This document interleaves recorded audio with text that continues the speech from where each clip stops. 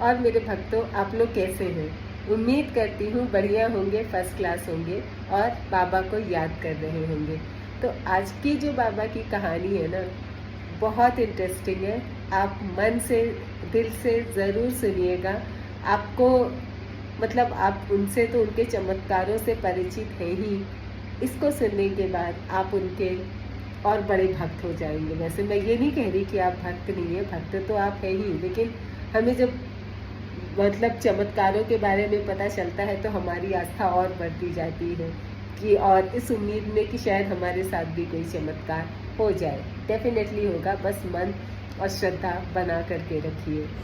आज का जो बाबा का मैं चमत्कार आपसे बता रही हूँ ना, वो सच में बहुत अनोखा चमत्कार है। तो अगर भक्त हैं तो सुनिएगा ज़रूर, और क्योंकि इससे आपकी आस्था उनमें और बढ़ेगी। पूर्णानंद तिवारी जी जो हैं वो कैंची में रहते थे और महाराज जी के बहुत बड़े सेवक और भक्त थे, और बाबा की उन पर विशेष कृपा थी। देखिए, बाबा की विशेष कृपा सब पर नहीं होती, किसी किसी पर होती है, और पूर्णानंद तिवारी जी उनमें से एक थे। और ये बात 1971 की है कि जो पूर्णानंद तिवारी जी थे, उनकी पत्नी का जो स्वास्थ्य है वो कुछ अच्छा नहीं चल रहा था और दिन पर दिन गिरता जा रहा था। एक दिन स्थिति बहुत गंभीर हो गई। तिवारी जी बिल्कुल परेशान हो गए और उनको कुछ नहीं सूझ रहा था। तो जब उनको कुछ समझ में नहीं आता था और ज़िंदगी में परेशानी होती थी तो उनको सिर्फ बाबा याद आते थे। तो वो परेशान होकर के बाबा से अपनी व्यथा व्यक्त करने के लिए उनके पास चले गए। और जब वो पहुँचे तो बाबा अपनी कुटिया में खिड़की की तरफ मुंह किए हुए अकेले बैठे थे। सूर्यास्त हो रहा था, मतलब शाम का समय था। और पूर्णानंद तिवारी जी ने देखा कि बाबा खिड़की की तरफ बैठे हैं। उन्होंने उनको डिस्टर्ब नहीं किया और खिड़की के बाहर से ही उन्हें प्रणाम किया। अंदर गए और उनकी पीठ के पीछे नीचे ज़मीन पर ही बैठ गए। थोड़ी देर शांत रहे। फिर क्या हुआ, एकाएक बाबा ने अपनी गर्दन घुमाई और अपनी 2 उंगलियां उठाकर तिवारी जी को दिखाते हुए बोले, अभी 2 बच्चे और होने हैं। और फिर खिड़की की ओर मुंह किए शांत बैठे रहे, मतलब बाबा ने कुछ बोला नहीं। उस समय जो उनकी मानसिक स्थिति थी ना, वो बहुत कंफ्यूज स्टेट में थी। तो उन्हें बाबा की ये बात समझ में नहीं आई। सोचने लगे बीवी तो मतलब बिल्कुल मरने की स्थिति में है और कब क्या हो जाए पता नहीं, पर बाबा कह रहे हैं कि अभी 2 बच्चे और होने हैं। फिर मन ही मन सोचने लगे कि यदि 2 बच्चे और होने हैं तो यानी मेरी जो बीवी है उसको अभी मरना नहीं है, वो बच जाएगी। इससे उन्हें कुछ शांति मिली। फिर वो बाबा को उन्होंने प्रणाम किया और घर आ गए। फिर सोचने लगे कि उनकी जो पत्नी है भाई, वो भी उनकी भी अवस्था हो चली थी और पत्नी भी थोड़ी बूढ़ी हो गई थी। तो वो सोचे कि पत्नी तो मेरी बूढ़ी हो चली है और अब अगर बच्चे हुए तो उसका कष्ट ये कैसे बर्दाश्त करेगी, क्योंकि जब एक एज हो जाती है ना, उस समय बच्चों को पालना बहुत डिफ़िकल्ट होता है। तो पूर्णानंद जी भी इसी उधेड़ गुण में पड़े रहे। एकाएक उनको विचार आया कि चलो बच्चे होना तो खुशी की बात है और इससे क्या होगा कि मेरी बीवी भी बच जाएगी। फिर सोचने लगे लेकिन बाबा ने ये बात तो कही, पर उसके बाद वो मौन क्यों हो गए, चुप क्यों हो गए, क्योंकि उस दिन बाबा ने उनसे कोई बात नहीं की। इसका उत्तर वो सोच नहीं पा रहे थे। फिर सोचने लगे कि शायद इसके पीछे कोई रहस्य है। धीरे धीरे उनकी पत्नी अच्छी हो गई और सितंबर 1973 में जब बाबा ने महासमाधि ले ली, उसी वर्ष जाड़ों में उनके 2 जुड़वा बच्चे हुए। देखिए, बाबा ने बोला था ना कि बच्चे होंगे, लेकिन दोनों मरे हुए थे।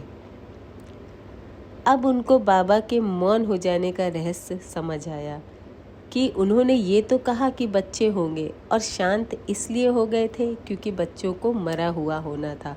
वो दूरदर्शिता जिसे कहते हैं ना, वो थी उनके पास। वो आने वाला भविष्य भी देख लेते थे, तो वो क्लियर देख पा रहे थे कि उनके साथ क्या होना है।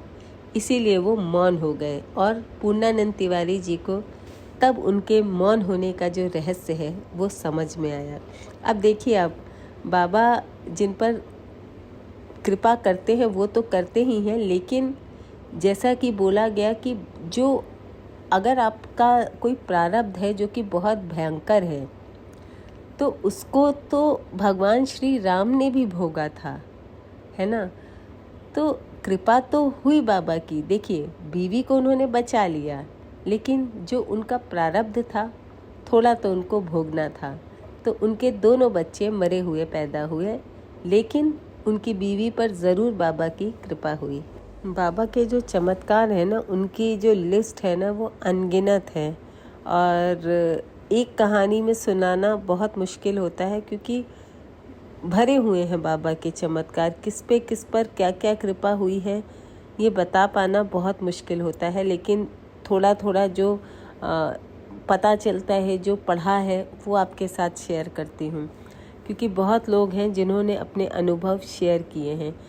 तो ये जो दूसरा चमत्कार मैं आपके साथ शेयर करने जा रही हूँ, ये एक बेरोजगार युवक के साथ हुआ बाबा का चमत्कार है। तो एक बेरोजगार युवक जो है वो बाबा के दर्शन करने के लिए आया। तो उसका मतलब उसको देख करके बाबा को उस पर दया आ गई, क्योंकि वो बहुत ही गरीबी का जो जीवन है वो जी रहा था, बहुत गरीब था। तो वहाँ पे जो अधिकारी लोग थे उनसे, मतलब बाबा के पास तो बड़े बड़े अधिकारी भी आते थे, तो उस समय जो अधिकारी उनके पास थे उससे उन्होंने बोला कि भाई इसको कुछ नौकरी दिला दो, और उनके कहने पर जो अधिकारी लोग थे उन्होंने उसे नौकरी दिलवा दी, और बाबा ने एक अच्छे घर में उसका विवाह भी करवा दिया। इस प्रकार एक गृहस्थ के रूप में उसे सुखपूर्ण जीवन व्यतीत करने का अवसर दिया। पर होता क्या है ना कि जब ज़्यादा पैसा आ जाता है तो इंसान का जो दिमाग है वो थोड़ा परिवर्तित, चेंज हो जाता है। तो नौकरी पाकर उस व्यक्ति ने अपनी आदतें बिगाड़ ली। पैसा बहुत आ गया तो आदतें बिगड़ गईं, और खर्चे इस प्रकार उसके बढ़ गए कि वो परेशान हो गया। फिर उसे अपना जो गृहस्थ जीवन है वो भार देने मालूम होने लगा। मतलब उसको लगा ये बेकार है, मैंने पता नहीं क्यों शादी कर ली और मेरे तो इतने खर्चे बढ़ गए। और होता है ना कि ऐसी स्थिति में आपकी जो बुद्धि है वो नष्ट हो जाती है। तो उसकी बुद्धि, उसका विवेक सब नष्ट हो गया। और वो क्या हुआ कि वो बाबा को अपने विवाह के लिए दोषी मानने लगा, और उसने सोचा कि एकदम जब दिमाग नष्ट हो गया, बुद्धि चली गई, विवेक चला गया, तो उसने सोचा अब मैं बाबा को ही मार दूंगा, क्योंकि उनकी वजह से ही मेरा जीवन नरक हो गया है। तो एक दिन वह श्री सूरज नारायण के घर लखनऊ में दर्शन करने के बहाने उस कमरे में गया जहां बाबा विराजमान थे। अब बाबा को तो आप जानते हैं, वो पहले ही स्थिति को समझ जाते थे। बाबा ने उसे देखते ही अपना कंबल अलग रख दिया और अपना सीना उसे दिखाते हुए बोले, मारना चाहता है, ले मार। अब वो तो बिल्कुल ही चौंक गया, क्योंकि वो तो ये सोचा भी नहीं था कि बाबा को इस चीज़ के बारे में पहले से ही पता हो जाएगा।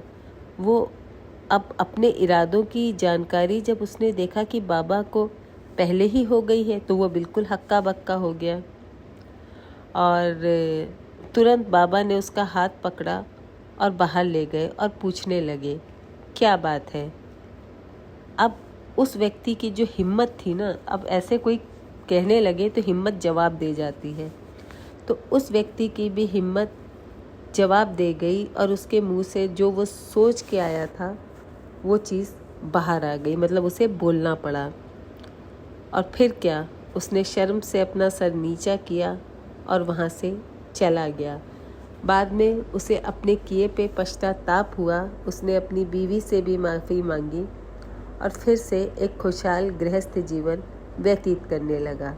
तो देखिए, ऐसे ही होता है, जब बुद्धि और विवेक नष्ट होता है ना, तो आदमी क्या करता है उसे खुद नहीं पता होता। पर वो तो बाबा की सूझबूझ थी, बाबा की समझदारी थी कि वो सही रास्ते पर आ गया। पर ऐसे ही उसमें लोग गलत कदम भी उठा लेते हैं, क्योंकि हर किसी को तो बाबा का साथ नसीब नहीं होता। तो इसीलिए बाबा का साथ हमेशा बना करके रखिए, वो कृपा ज़रूर करेंगे। तो बाबा जब कभी भी एक स्थान से दूसरे स्थान को जाते थे, तो भक्तजन अपनी अपनी ओर से उनकी सेवा करना चाहते थे। मतलब सब को ये था कि उनकी सेवा करूं। तो कोई उनकी गाड़ी में पेट्रोल भरवाता, या कोई उनके लिए रेलगाड़ी की, मतलब ट्रेन की फर्स्ट क्लास का टिकट खरीद के लाता। मतलब जो जैसे जिसकी सेवा बन पड़ती थी, वो वैसे ही बाबा की सेवा करने के लिए आगे बढ़ता। तो एक बार इलाहाबाद में एक भक्त के मन में ऐसी ही चाह पैदा हुई। अब महाराज इलाहाबाद से चलने के लिए निकले, तो वो जो है वो टिकटों के लिए रुपए जेब में रखकर उनके साथ गए। प्रयाग स्टेशन पर जब पहुँचे तो वो उनके पीछे पीछे चलते रहे, लेकिन संकोच हो रहा था उन्हें पूछने में कि टिकट मैं ले आऊँ। होता है ना, इंसान को संकोच होता है, तो उन्हें भी संकोच हो रहा था कि कहीं बाबा मना ना कर दे। तो वो पूछ नहीं पा रहे थे, बस उनके पीछे पीछे जेब में टिकट का पैसा लिए हुए और चल रहे थे। तो बाबा जो है उनकी ओर मुड़े और बोले, जेब में नोट लिए फिर रहा है, टिकट क्यों नहीं लाता? अब वही है ना कि ऐसे छोटे छोटे इतने सारे चमत्कार हैं, ऐसी छोटी छोटी इतनी घटनाएं हैं कि मतलब ये बात तो देखिए तय है कि बाबा को हर घटना का पूर्वानुमान हो जाता था, क्या घटित होने वाला है। चाहे वो भूतकाल तो चलिए हम सबको पता होता है, पर भविष्य देखना किसी इंसान की बात नहीं है, क्योंकि इंसान के अंदर वो सामर्थ्य नहीं है कि वो आने वाला भविष्य देख सके।